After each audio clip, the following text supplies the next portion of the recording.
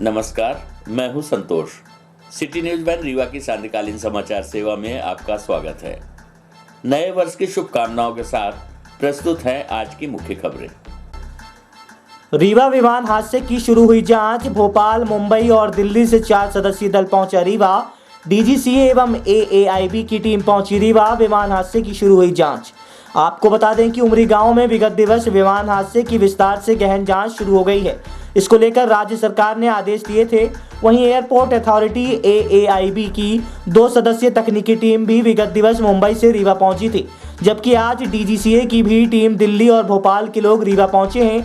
Team के सदस्य सबसे पहले घटनास्थल पहुंचे, जहां उन्होंने कई साक्ष्य एकत्रित किए हैं। इसके साथ ही ब्लैक बॉक्स आदि की जानकारी ली जा रही है। हालांकि ब्लैक बॉक्स मिला है कि नहीं, इसको लेकर किसी भी तरह की स्थिति अभी साफ नहीं हुई है। जांच टीम ने फाल्कन फ्लाइंग क्लब के अधिकारियों व ट्रेनी पायलट से भी चर्चा की है, ताकि वास्तु स्थिति का सही से आकलन किया जा सके। आपको बता दें, रीवा जिले के चुरेटा थाना क्षेत्र अंतर्गत उमरी गांव में गुरुवार की रात्रि एक ट्रेनी प्लेन क्रैश हुआ था।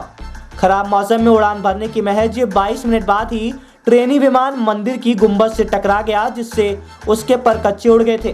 कुछ हिस्से तो पेड़ में जाकर भी फंस गए थे। इस हादसे में फ्लाइंग प्रशिक्षण दे रहे पायलट विमल कुमार 54 वर्षीय निवासी बिहार की घटनास्थल पर ही मौत हो गई थी। वहीं प्रशिक्षु पायलट सोनू यादव को गंभीर चोटें आई हैं।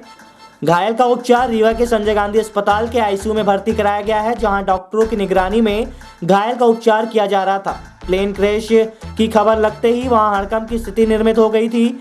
घटनास्थल पर ग्रामीणों की भीड़ उमड़ी देखा तो मलबा के नीचे पायलट और प्रशिक्षु पायलट दबे हुए थे। दोनों घायलों को संजय गांधी अस्पताल पहुंचाया गया, जहां पायलट की मौत हो गई है।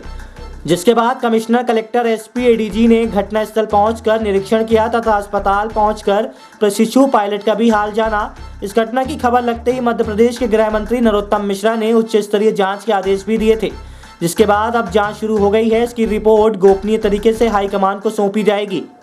वहीं प्रशिक्षु पायलट को बेहतर इलाज सुविधा के लिए जयपुर रेफर किया गया है। चौराटा थाना प्रभारी अवनीश पांडे से प्राप्त जानकारी के अंश। देर रात का कल और जांच टीम आई है, क्या पूरी घटना क्या है? परसों रात में एक यहाँ ट्रेनिंग प्लेन था, वो क्रैश हो गया था। उसकी जांच के लिए दिल्ली से और बॉम्बे से जो भी सरकारी एजेंसीज़ हैं और एक टीम साथ भोपाल से भी आई हुई है। ये सारी टीमें मिल के संयुक्त रूप से जांच कर रही हैं कि क्रैश क्यों हुआ,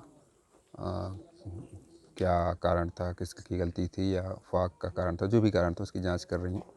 जांच के उपरांत जैसी भी रिपोर्ट होगी उसको करा दिया जाएगा। कितने लोग घायल हुए थे, कितनी मौत? ट्रेनिंग पायलट में 2 ही लोग रहते हैं, एक प्रशिक्षु और एक प्रशिक्षण देने वाले। तो जो मास्टर ट्रेनर थे उनकी घटना में मृत्यु हो गई है, और जो ट्रेनिंग लेने वाला बच्चा था वो भी इलाज चल रहा है उसका, वो सुरक्षित है। कहाँ से टीमें आई हैं सर? एक टीम दिल्ली से आई है, एक टीम बॉम्बे से है और एक टीम भोपाल से है। कितने सदस्य टीम? दिल्ली वाली टीम 2 सदस्यीय है, बॉम्बे से भी 2 हैं और भोपाल से साथ 4 अभी जांच में क्या पाया गया सर? अब ये जांच रिपोर्ट तो जो इन्वेस्टिगेशन विंग है वही क्लियर करेगी, उसके बारे में हम लोग कुछ नहीं बता सकते।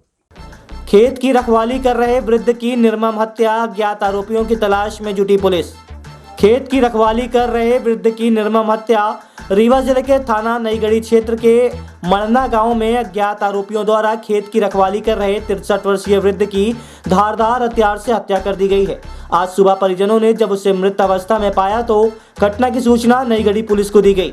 मौके पर नईगढ़ी थाना प्रभारी जगदीश सिंह ठाकुर सहित सीन ऑफ क्राइम के वैज्ञानिक डॉक्टर आरपी शुक्ला अपनी टीम के साथ पहुंचे और पूरे घटनास्थल का निरीक्षण किया। पुलिस ने अज्ञात आरोपियों के खिलाफ हत्या का मामला दर्ज कर उनकी तलाश शुरू कर दी है। घटना के संबंध में मिली जानकारी के मुताबिक नईगढ़ी थाना क्षेत्र के ग्राम मड़ना निवासी मुद्रिका कोल, पिता सिपाही कोल, उम्र 63 वर्ष, गांव के मोतीलाल तिवारी के खेत में घास फूस की झोपड़ी बनाकर खेत की रखवाली करता था, जहां बीती रात उसकी अज्ञात आरोपियों द्वारा हत्या कर दी गई है। बताया गया कि आज सुबह जब मृतक झोपड़ी से बाहर नहीं निकला तो परिजन उसे देखने गए और वहां मृत अवस्था में पाया गया और उसके चेहरे पर धारदार हथियार के वार थे, जिसके बाद उसकी सूचना तत्काल नईगढ़ी पुलिस को दी गई। घटनास्थल का निरीक्षण scene of crime mobile unit के प्रभारी डॉक्टर आरपी शुक्ला एवं थाना प्रभारी जगदीश सिंह ठाकुर द्वारा किया गया। निरीक्षण के दौरान शव का पंचनामा कर पीएम के लिए सीएचसी नईगढ़ी रवाना किया गया। घटनास्थल पर मिले साक्ष्यों को एकत्रित किया जा रहा है और अज्ञात आरोपियों की तलाश शुरू कर दी गई है। प्रस्तुत है एक झलक।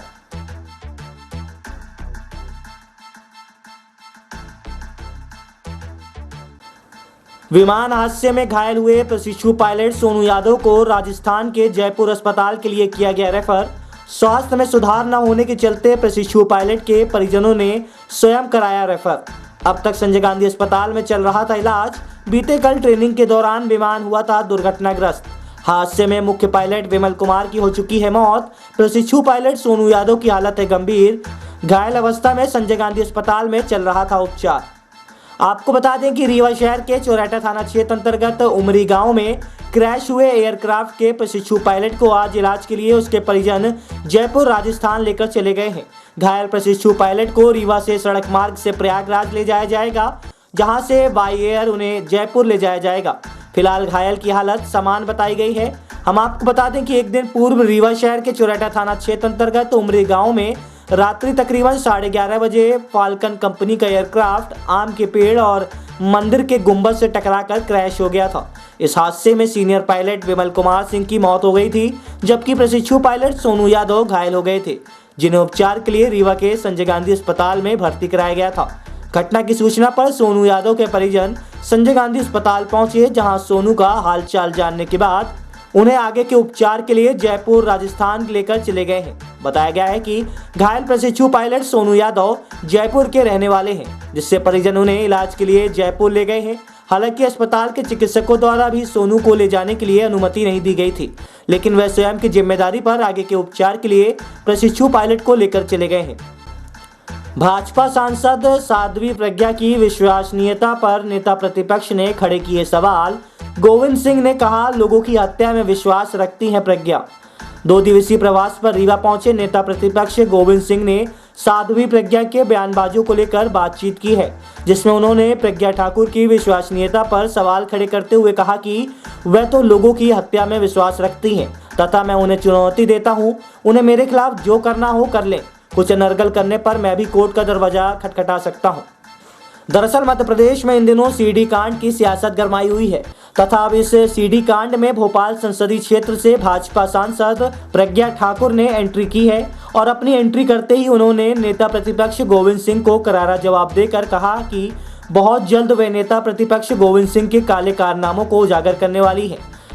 सांसद प्रज्ञा ठाकुर ने कहा कि लाहौर के गोविंद सिंह जी भी हैं और लाहौर की मैं भी हूँ। मेरे पिताजी बड़े हैं, ये लोग कब आए मुझे मालूम है। तब से लेकर अब तक की मैंने उनकी कुंडली निकाल दी तो वह कांग्रेस में नहीं कहीं रहने लायक नहीं बचेंगे, इसलिए गोविंद सिंह जी सावधान हो जाएं। जिसके बाद अब साध्वी प्रज्ञा के इन बयानों पर अपनी प्रतिक्रिया देते हुए नेता प्रतिपक्ष गोविंद सिंह ने भी उन्हें चुनौती दे डाली और कहा कि जो लोग हत्या पर विश्वास करते हों उनके लिए वह क्या कहें। इसके साथ ही नेता प्रतिपक्ष गोविंद सिंह ने भोपाल सांसद साध्वी प्रज्ञा की विश्वसनीयता पर भी सवाल खड़े किए हैं। प्रस्तुत है नेता प्रतिपक्ष मध्य प्रदेश गोविंद सिंह से प्राप्त जानकारी के अंश। मैं उनको चुनौती देता हूं और तो वो लाहौर की हमारे क्षेत्र की रहने वाली हैं, पूरा क्षेत्र और उनका इलाके के लोग सब जानते हैं। जो लोगों के हत्या में जिसका विश्वास हो, मैं उसके बारे में ज़्यादा नहीं कहूँगा, क्योंकि उनके पिताजी हमारे साथी थे, मित्र थे और पारिवारिक संबंध थे। आज वो सत्ता के मद में मदान हो गई है, इसलिए जो उनको कहना है करें। वो खुशी की बात है, मैं उनका स्वागत करूँगा, स्वागत करेंगे। अगर गलत आरोप लगाया तो उनके न्यायालय में जाने से पीछे नहीं रहेंगे। उसके बारे में मैं कुछ नहीं बोलता। वो जिसका जो विश्वसनीय नहीं महिला हो उसके बारे में क्या बात करें। महिला कांग्रेस ने किया भाजपा कार्यालय का घेराव और भूल गई आरोपी का नाम। सर पर काली पट्टी बांधकर जमकर की नारेबाजी। मामला बैतूल में हुए 13 वर्षीय मासूम से दुष्कर्म का है। बता दें, मध्य प्रदेश के बैतूल में एक 13 वर्षीय बच्ची के साथ हुए दुष्कर्म का आरोप भाजपा नेता के ऊपर लगाने के बाद अब ये मामला प्रदेश भर में बड़ा मुद्दा बनता जा रहा है। खासकर कांग्रेस पार्टी ने अब इस मुद्दे को लेकर भारतीय जनता पार्टी के ऊपर हमला बोल दिया है। इसी मामले को लेकर रीवा में आज महिला मोर्चा कांग्रेस के द्वारा बीजेपी कार्यालय का घेराव किया गया था, जिसमें महिला कांग्रेस की जिला अध्यक्ष तारा त्रिपाठी एवं सीमा सिंह सहित अन्य कांग्रेस नेत्रियां शामिल रहीं। हालांकि इस दौरान घेराव कर प्रदर्शन कर रही महिला कांग्रेस की नेत्री सीमा सिंह से जब पूछा गया उस आरोपी का नाम तो उन्हें आरोपी का नाम ही नहीं पता था, लेकिन सिर पर काली पट्टी बांधकर प्रदेश के मुखिया शिवराज सिंह चौहान और बीजेपी सरकार के खिलाफ नारेबाजी का दौर जारी रहा। आपको बता दें कि बैतूल जिले के कोतवाली थाना इलाके में पूर्व एल्डरमैन रमेश गुल्हाने के ऊपर आरोप है कि उन्होंने एक 13 वर्षीय बच्ची को अपने घर बुलाया और उसे अपने हवस का शिकार बनाया। पीड़िता के द्वारा यह भी बताया गया कि वह उसे कुछ पैसे देकर उसका मुंह बंद करवाना चाहता था, लेकिन बच्ची ने यह बात घर में बता दी और कुछ ही समय में यह मामला आग की तरह पूरे प्रदेश में फैल गया। इधर पुलिस ने आनन फानन में FIR दर्ज की, लेकिन तब तक आरोपी मौके से फरार हो चुका था। ये मामला संज्ञान में आने के बाद से ही पूरे प्रदेश में कांग्रेस पार्टी को एक बड़ा मुद्दा मिल गया है, जिसके बाद चारों ओर विरोध प्रदर्शन का दौर जारी है। बता दें कि प्रदेश में लगातार महिला अपराध के मामले बढ़ रहे हैं, जिसके चलते महिला सुरक्षा के विषय पर सरकार पर सवाल खड़े हो रहे हैं। प्रस्तुत है महिला कांग्रेस नेत्रियों से प्राप्त जानकारी के अंश। कार्यालय घेराव करने आए बैतूल में हुए हैं 14 वर्षीय महिला बेटी के साथ भाजपा नेता ने जो दुष्कर्म किए हैं, तो कहाँ गए मुख्यमंत्री जी जो बच्चियों के मामा बने फिरते थे? आज वो बच्चियों के साथ इतनी बड़ी घटनाएं हो गई, उनका बुलडोजर कहाँ खड़ा है? कि भाजपा नेता मतलब यही कर रहे हैं, इस समय बलात्कार पर उतारू हैं और रेप कैपिटल बन गया है पूरा मध्य प्रदेश, यूपी हो MP हो, हर जगह है। आए दिन यही घटनाएं फ्रंट पेज में छपती है कि आज यहाँ पे हो गया बलात्कार, आज यहाँ पे हो गया बलात्कार। तो कब चलेगा मामा का बुलडोजर? और मामा का बुलडोजर है कहाँ पे? इस समय दिखाई नहीं दे रहा है कि मामा का बुलडोजर कहाँ पे है। कौन से तो भाजपा नेता जिन्होंने दुष्कर्म किया? बैतूल के। नाम क्या होगा? बैतूल के भाजपा नेता हैं। और जिसने किया, जिनके ऊपर आप लोग ये प्रोटेस्ट कर रही हैं, कौन हुआ आरोप? उनका नाम क्या है? उनका नाम भी बताएंगे हम कि वो कौन है। तो इतने बड़े नेता हो के, भाजपा के नेता, और इस तरह के गंदी हरकतें करते हैं कि बच्चियों के मामा, जब देखो तो बोलेंगे कि हम बच्चियों के मामा हैं, हम बच्चियों के साथ ऐसा करेंगे, आगे बढ़ाएंगे, पढ़ाएंगे, बढ़ाएंगे, सब कुछ बोलते रहते हैं। लेकिन ये घटनाएं होते इतनी शर्मिंदगी की बात है। और हम सभी आज कांग्रेस की महिलाएं यही भाजपा कार्यालय के सामने धरने पे बैठे हैं और हम सब चाहते हैं कि मुख्यमंत्री जी इस्तीफा दे। कब देंगे मुख्यमंत्री जी इस्तीफा? इसका इंतजार कर रहे हैं हम लोग। और मामा का बुलडोजर कहाँ गया?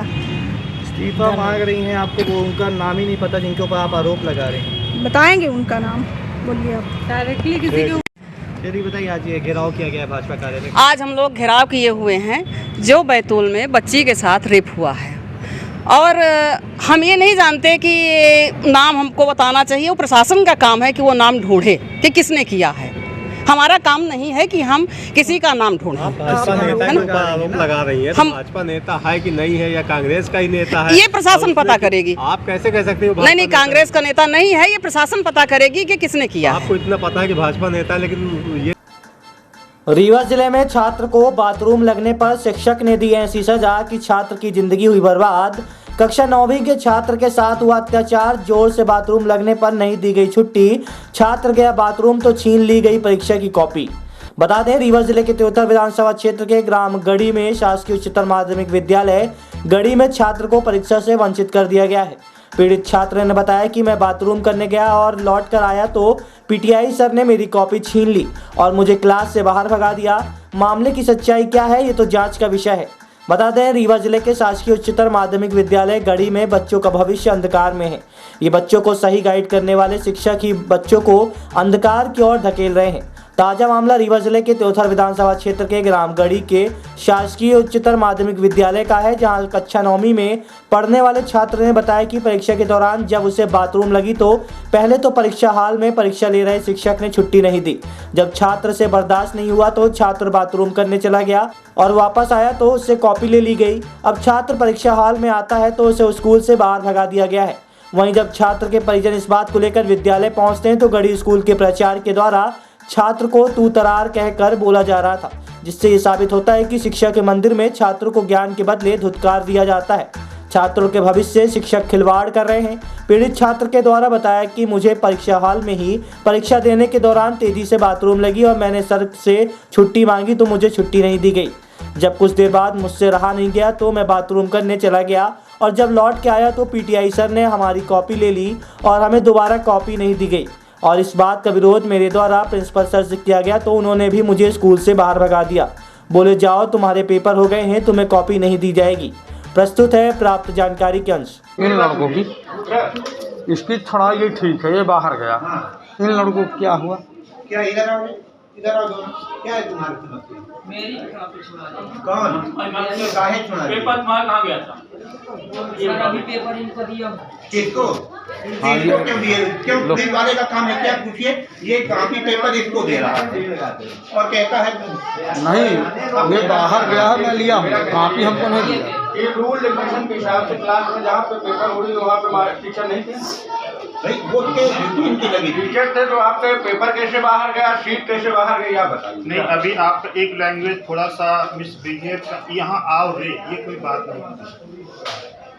यहाँ अभी आपने यूज किया है, ठीक है, ये थोड़ा सा मिस समझ रहे हैं ना, जो आप ही बोलेंगे तो सीखेंगे। वो आपको वही उदाहरण देंगे सर। अगर आप इनको थोड़ा जैसे आप रे बोल, अगर वही लोग आप यहाँ खड़े हो जाओ तो आपकी जगह आप ही करेंगे। अब अगर ये बच्चे के लिए कह रहे हैं जो है सीधा दिन बाहर, ये आप हमारे आपके अंदर से निकल रहा है, क्योंकि ये बच्चे वही सीखेंगे। क्या नाम है? राम कुमार। राम कुमार, कौन से स्कूल के हो? शासकीय उच्चतर माध्यमिक विद्यालय गढ़ी। क्या समस्या है? मैं बाथरूम आया था तो पीटीआई साहब ने कॉपी जब्त कर ली। कॉपी जब्त के लिए क्या बोले कि ये पेपर तुम नहीं दोगे? बोले कि जाओ घर। कौन सी कक्षा में पढ़ते हो? कक्षा 9th में। तो आप बाथरूम करने आज पीटीआई साहब ने कॉपी क्यों ले ली? बोले कि जाओ घर, तुम बाथरूम करने ही गए थे। अच्छा, तो नकल करने गए थे। आप नहीं बताए? प्रिंसिपल साहब ने कहा कि तुम जाओ घर, कॉपी वॉपी अब नहीं मिलेगी। अच्छा ठीक है। क्या बोले कि पेपर तुम नहीं दे पाओगे? ठीक। क्या नाम है? अरुण कुमार वर्मा। कौन सी क्लास में हो? 9th में। कौन सी स्कूल में? शासकीय उच्चतर माध्यमिक विद्यालय गढ़ी। क्या समस्या हुई? मैं बाथरूम करने आया तो पीटीआई सर कॉपी छुड़ा लिए। क्या बोले? कहे कि अब तुम पेशाब करते ही रहो, मतलब पेपर मत दो। पेपर मत दो। प्रिंसिपल साहब शिकायत नहीं की? शिकायत की तो प्रिंसिपल साहब ने बोला कि अब तुम पेपर नहीं दे सकते। तो पीटीआई सर ने पढ़ाते हैं आपको? पीटीआई सर पढ़ाते हैं? नहीं। प्रिंसिपल साहब से क्या बोले कि शिकायत की कि कॉपी नहीं दे रहे हैं, तो क्या बोले प्रिंसिपल साहब? प्रिंसिपल साहब बोले कि तुम घर जाओ अब। अच्छा ठीक। आज की खबरों में बस इतना ही। कल हम फिर मिलेंगे कुछ नई खबरों के साथ। तब तक के लिए हमें इजाजत दीजिए। नमस्कार।